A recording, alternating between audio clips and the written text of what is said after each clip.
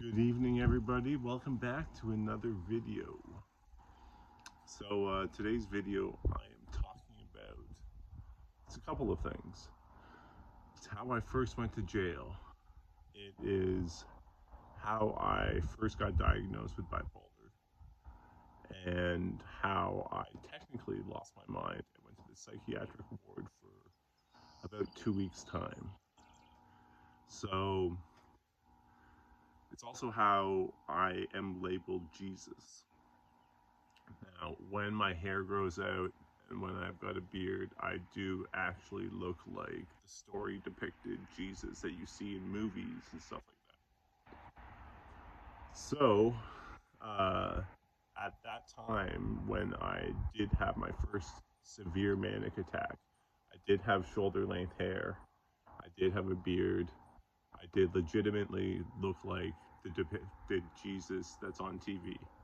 So when I went around and talked to people, they would call me Jesus, which just enforced my own mindset into thinking that I was Jesus and that I needed to walk in the footsteps of Jesus and do stuff as Jesus would.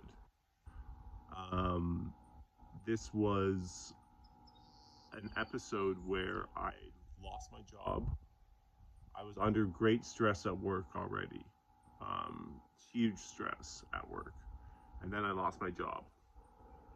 That caused even more stress while I tried to find a new job to replace the job I had just lost. I needed to make a lot of money because of the price of living that I was currently living at.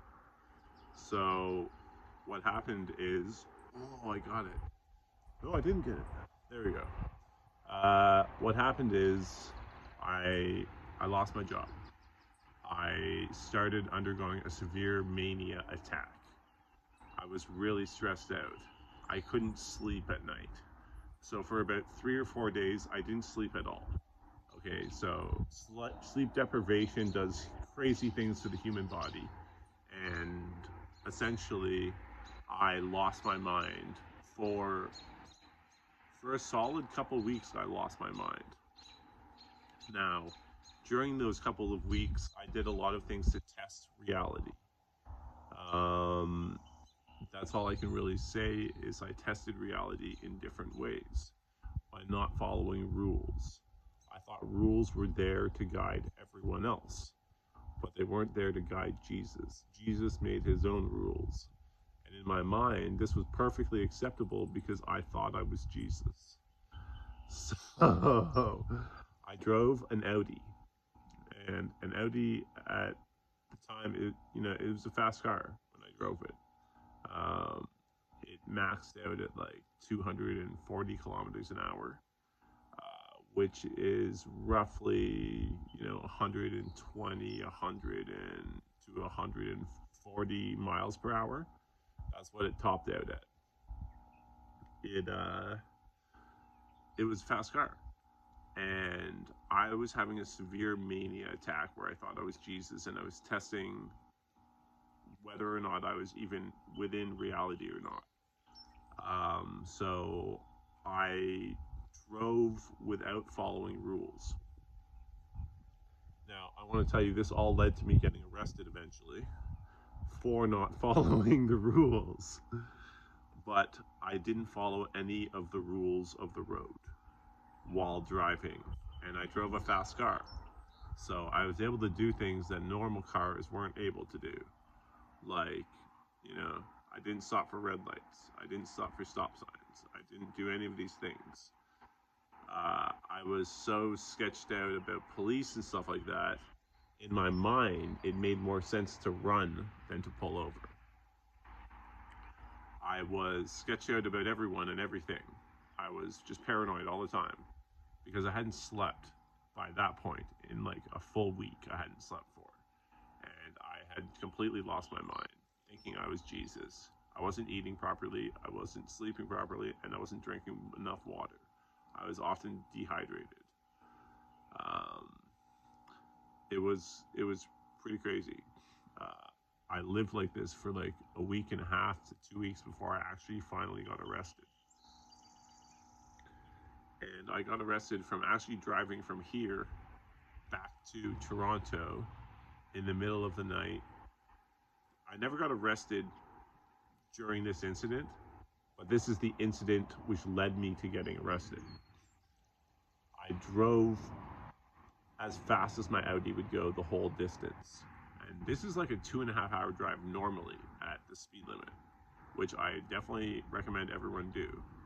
But because I was out of my mind, I did it at the top speed my Audi would drive at. Now, I passed police officers that were on the road at the time.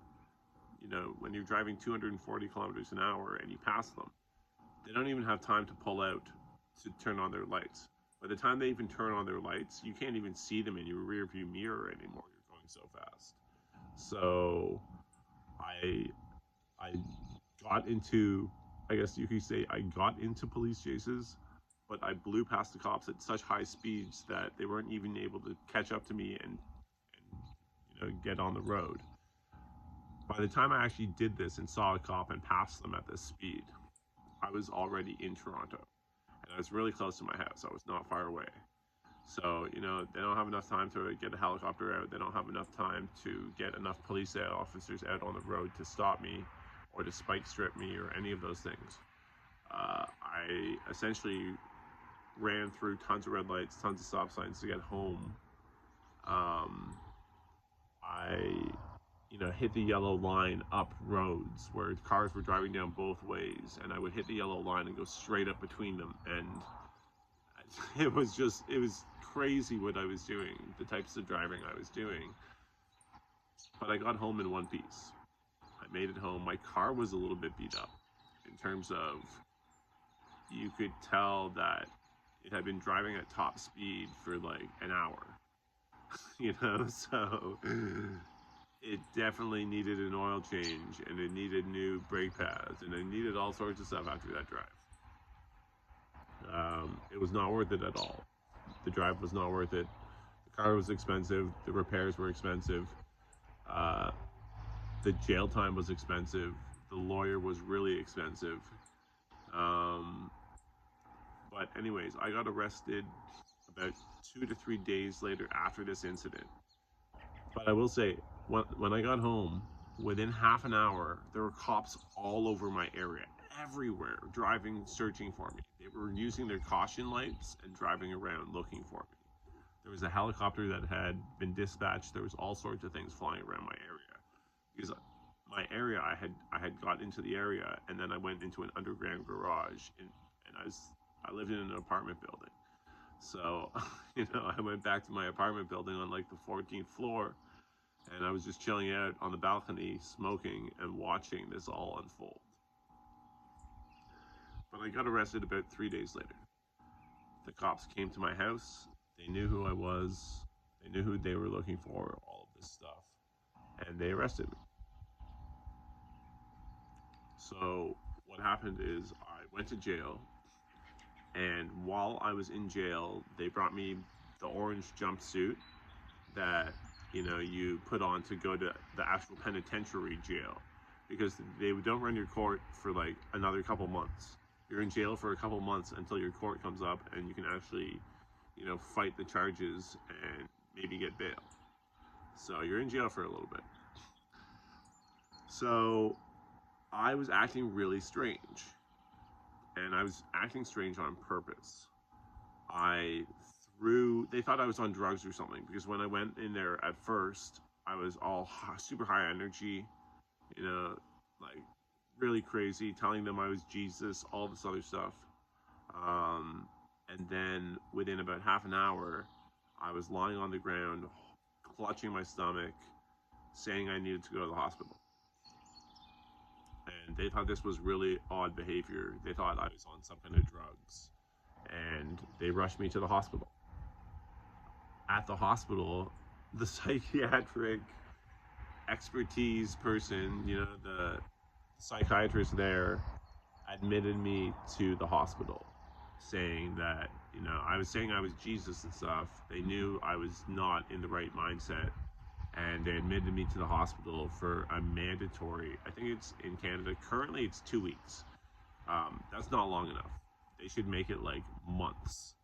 But anyways, it's 2 weeks. They admit you to the hospital. It's involuntary, so you can't leave. You have to stay there for 2 weeks. It's against your own will, but it's fine. It's actually good for you. I wish they did it for longer. I wish they did it for a month. I wish they did it for 2 months, because if they did it for a month or 2 months, I would have been much better and I would have gotten into less trouble. Because once I got out 2 weeks later, I still wasn't better and I got into even more trouble. But I'll come in a later video. While I was in hospital, they admit you to the psychiatric ward. They start off by putting you in the most severe case room they can find. Like, it's crazy. It's like there are no windows, there are no anythings, there's no cords, there's no nothing in this area.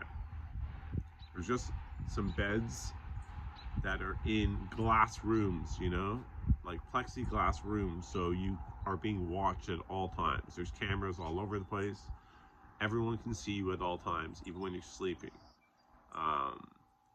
It was weird, really, really weird.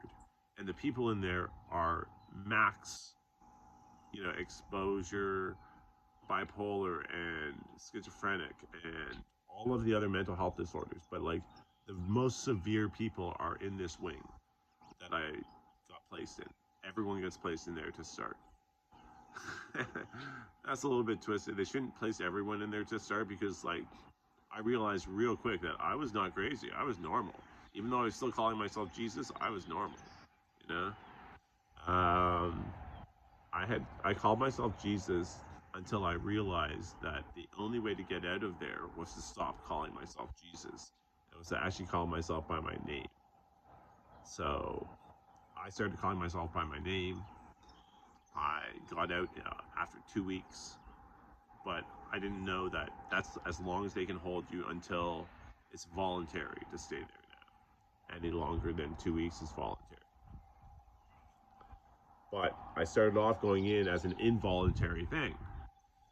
And, it was very mind-blowing moment for me, being in a psychiatric ward after trying my Audi and working a really good job and making good money, and all of these things that were happening in my life were so positive.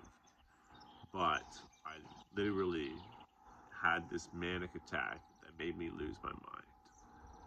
And that is when I got diagnosed with bipolar disorder. That was my first diagnosis with it. And then when I looked back at my life, I realized that I had had bipolar disorder in my early 20s. That's when it all really started. It was my early 20s I started with bipolar disorder. And I'm not exactly sure where it stemmed from and what started it, or whether I had it even earlier, at an earlier onset age. But, that's when I was definitely bipolar. And that's also where Jesus came from. That's why I've got posts on old Instagram posts, old Facebook posts that refer to Jesus a lot. Like, hey, I look just like Jesus, or whatever, right? Those are all types of posts that I did when I was mentally ill and sick, and I thought I was Jesus. But I did a lot of good things as Jesus. I gave away a lot of money. I helped a lot of homeless people. I helped a lot of people in Africa that were starving, didn't have rent, didn't have food money. And it really started me on this path of helping people. And that's why I made this YouTube channel, so I can continue to help people. I want to help myself, but I want to help other people more. And really, that's why I started social media, is so I could help more people, and be Jesus. Straight up. I don't think I'm Jesus, but I want to be like him. I want to help people. And I don't want to do it in a social working setting. I want to do it through YouTube, through all the other social media sites. I want to help people. So, hit me up if you do need help in any way, and I'll see what I can do to help you. Okay, I'll catch you in a new video tomorrow. Peace, guys.